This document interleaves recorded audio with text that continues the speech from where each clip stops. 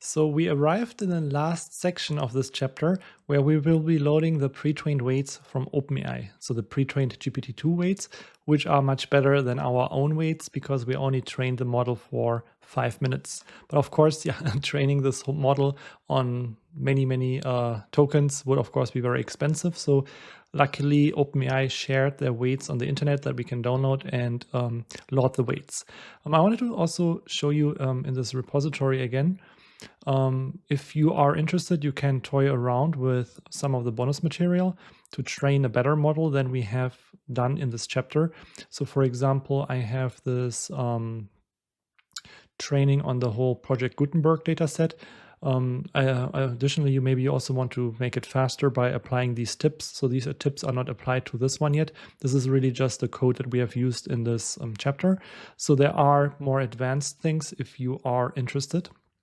But yeah, just to work with what we had so far, continuing, we will load the weights. You might have actually, depending on your computer, if you are using a work computer, I heard from some readers that they don't allow downloads, so that might be a bit tricky. Some work computers only allow downloads from Hugging Face, but not from OpenAI, and there are different restrictions. So yeah, you might have different problems. In this case, maybe you can post the problem in the forum or on the GitHub discussion board. There are maybe some other readers that might be having the same issue that have solved it and can give some advice, or I also can forward some advice I've seen from other readers. But one more thing I wanted to mention is I also have this alternative weight loading from Hugging Face transformers, or also safe tensors files. So these are two notebooks that do something equivalent to what we are doing here. So if what we are doing here doesn't work for you, yeah, I recommend in chapter 5 on GitHub to check out one of these two notebooks. Which one doesn't matter, both work. They're just two different ways to load the weights from a different place that also doesn't require TensorFlow. So yeah, but to show you what the original way is to load the weights, the official weights. So for that, we will use TensorFlow, and we use also a software library called TQDM. It's just a progress bar library. You can install it with pip install TQDM if you have not installed it yet. So I'm just showing you the version numbers that I was using. And so what I'm doing is I'm going to import some code because this code was too much for the chapter itself because of page limits. But then at the same time, I also thought maybe the URL will change in the future. So in the book itself, the code will show you how to download this file from my GitHub repository. But here I'm just doing it manually so you can see where it is. So if you go to the chapter 1 code, GPT download, and it's actually not a bad idea to also, just make sure there's nothing weird on there, because when you download code from the internet, you never know what's in there. So it's never a bad idea to just scroll through this, make sure this looks okay. It's not, I can assure you my code is fine, but I'm just saying in general, if you're downloading code from the internet, it's never a bad idea to, by default, check out what the code actually is doing. So what I will do is I will make a new Python file. I will paste this here, and I will name this Python file download and load GPT-2. Okay, that's what I have here. Just saving this. And then I should be able to import this. No, what happened? No module. Oh, I see. Let me double check if I, oh, it's actually called GPT download. Sorry, I made a mistake. So this should have the name download, GPT download. So this should work now. Okay, so we are loading this function, which will download the weights from OpenAI. So it's a lot of code. It's not very interesting code, but there are different model sizes. There's 124 million. That's the small model we implemented, and the larger sizes. And it will by default download it from OpenAI. And sometimes the server has some hiccups. So there's also an alternative backblaze link where I uploaded the weights just as a backup in case this fails. And yeah, and this is essentially just downloading the file, printing some progress. and then loading the file contents here and then returning them. So there's nothing really super interesting. You can read through this if you want. This is just like basically converting this from TensorFlow and loading this. But yeah, it's just like a way we have to load the weight parameters. And so what I'm going to do here is I'm loading or downloading the 124 million parameter model, and I will save it to a subfolder called GPT-2. So here we'll be showing you a progress bar. This is why what did I do here? Why I had this TQDM library, so you can see what the progress is. It might take a bit. I mean, it's 500 megabytes depending on your internet connection. And like I said, if this doesn't work for you, there are these alternative ways to download this from the Hugging Face Hub that doesn't use TensorFlow, and it's just a different URL in case your work laptop doesn't allow downloading from the OpenAI folder or library here. Sorry, a link server, however you want to call it. Okay, so let's wait until this is downloaded, and then I will print the settings that we just have here.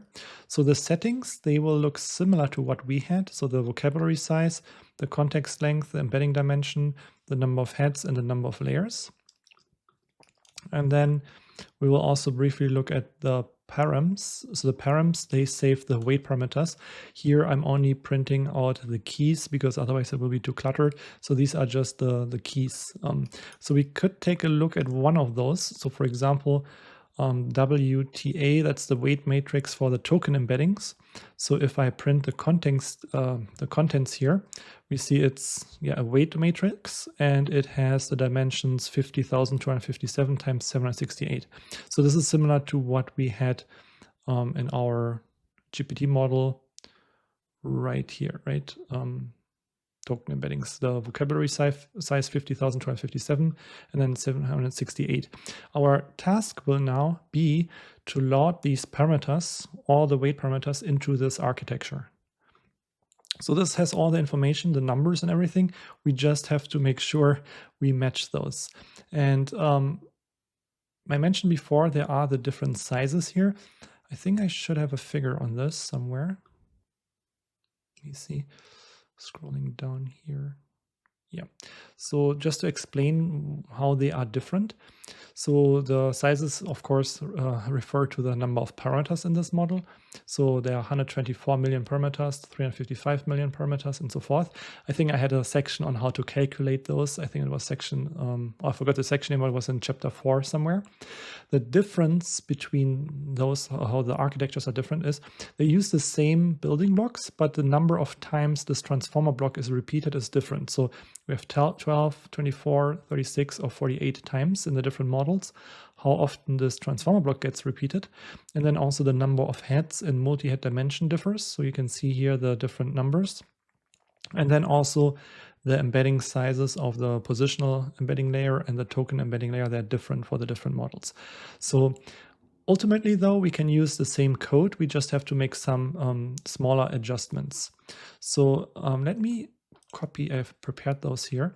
Let me copy the base configurations, what I've just shown you here as the small model, the medium model, the large, and the XL model.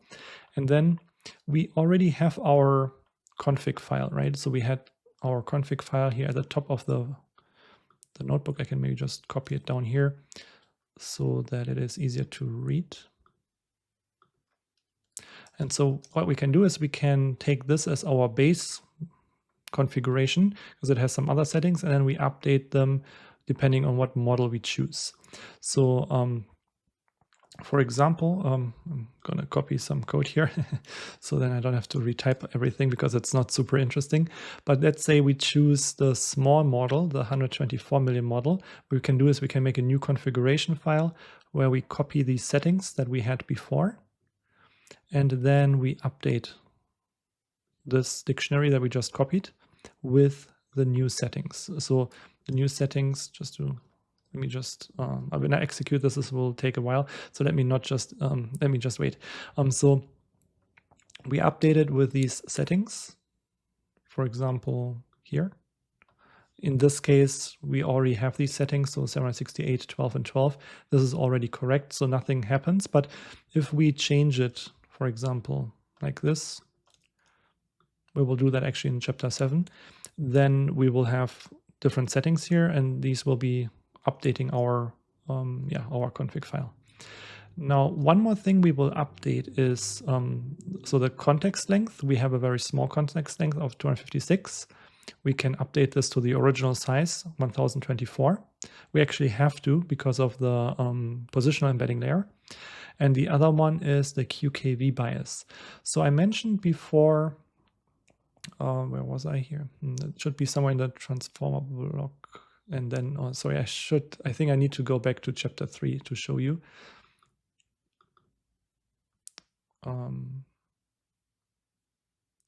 Somewhere here.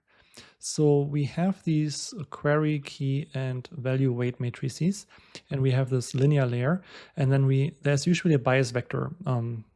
It's standard in deep neural networks for the layers, but here we only care about simple matrix multiplication, so we set this by default false. So this is just a simple matrix multiplication, but for some reason OpenAI, they used a bias here. It's very uncommon. No other LLM nowadays does have a bias here. So the bias is it's not like a human bias. It is a vector basically. But OpenAI for some reason set this to true. I'm not aware of any other LLM that does that. It's not necessary really. But if we want to load the weights from OpenAI and have the model behave correctly, we do have to enable this. Otherwise, the model will not calculate the correct numbers because it's expecting that this bias is there and then the bias is not there, so all the numbers will be shifted and so forth. So we do have to match the settings that they used if we want to load the original weights. So yeah, that's why I'm configuring it like this. And so this now instantiated the model with random weights for now. So we have not loaded the weights yet, except that we have them sitting in this params here. We have now still the model with the random weights.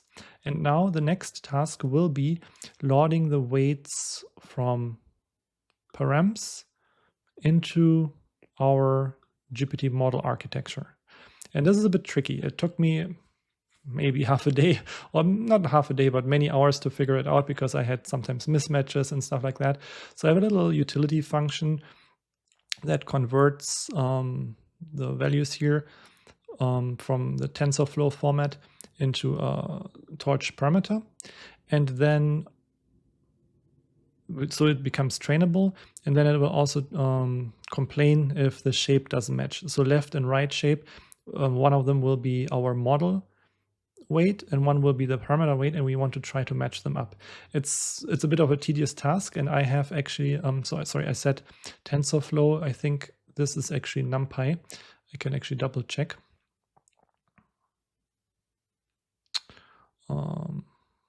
Yeah, I converted it to I think these are NumPy arrays now. There's only just one step here where it is TensorFlow, and then I think it becomes NumPy. It doesn't really matter though. The fact is that we are converting this to TensorFlow, to PyTorch, and for that I have written this function, which took me a long time back then to write. I mean, a few hours at least. And so what I'm doing is I'm passing here this GPT model. Here in GPT, and then we have so I actually use the short name because otherwise these will be very cluttered, and then the params that we have up here. Now we're trying to load them into our model, and so what I'm doing is I'm iterating over these blocks. So I mentioned before, when you print out the results, where was it? Here. So you have the blocks. So these are the transformer blocks in the dictionary, in the params dictionary. B stands for the bias units, I think. G, I think, is one of the scale parameters of the layer norm. Word positional embedding. So I think, sorry, this is both the shift parameter of the layer norm and the scale parameter of the layer norm. We will see in a few moments. I can actually double check. The word positional embedding and the word token embedding. And then here are the transformer blocks.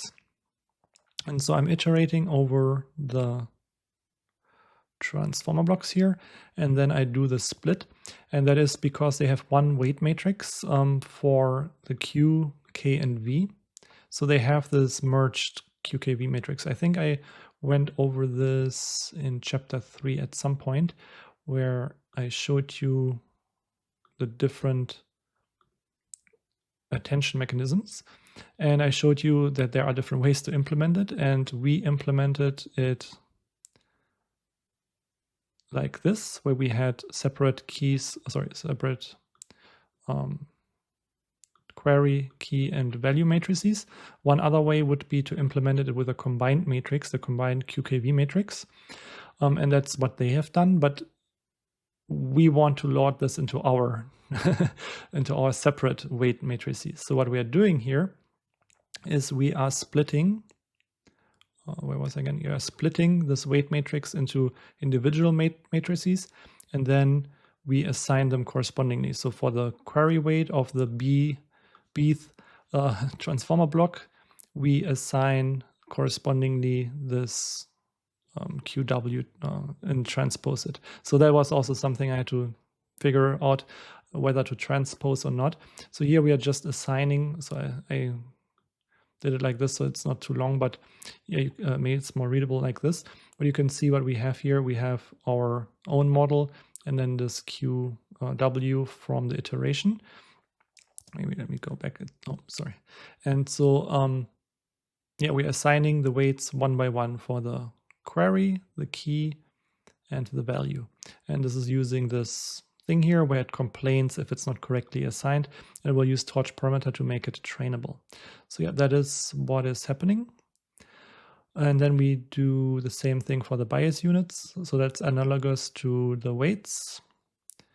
Then we do the output projection layer, feed forward layers, and everything. Here we have the layer norm, one of the layer norms, another layer norm. And yeah, the G is for the scaling, like I mentioned, and the B is for the shift. And then this is the B and G is for the final layer norm. And then we also have the output layer. And here it comes back to what I described in one of the earlier sections, I forgot which one, where I mentioned that they are using weight sharing, where the input layer and the output layer, so the input token embedding layer and the output layer have the same weight matrix.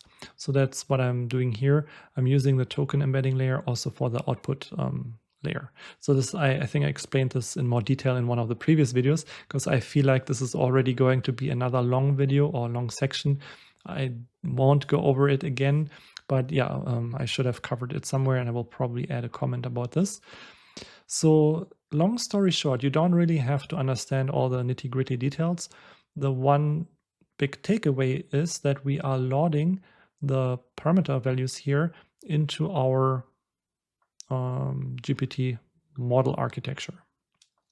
So let's execute this, and this will load it, and then we put it on the device that is supported, for example, our CPU or GPU. And then finally, we can actually reuse our generate function that we have implemented in the previous section and see whether our LLM now generates better results. So let's see if everything works. So we can see now it says every effort moves you toward finding an ideal new way to practice something. What makes us want to be on top of that? So I would say this is actually pretty good text. So this makes sense based on what I can tell as a non-native speaker. This is also grammatically correct. So I think the OpenAI model that we loaded into our model is doing a good job. The weights are, of course, better because we only trained our model for 5 minutes. They trained this for many weeks or months even, so they did a pretty good job. This model works.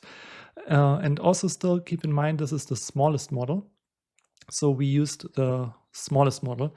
If you are using this model, or this model, you will also again see that the model becomes more capable the larger the model is. So yeah, we learned in this chapter how conceptually the pre-training works. We learned about sampling, and we loaded the pre-trained weights. And in the upcoming chapters, we will fine-tune this model to give it different capabilities from classification to instruction following.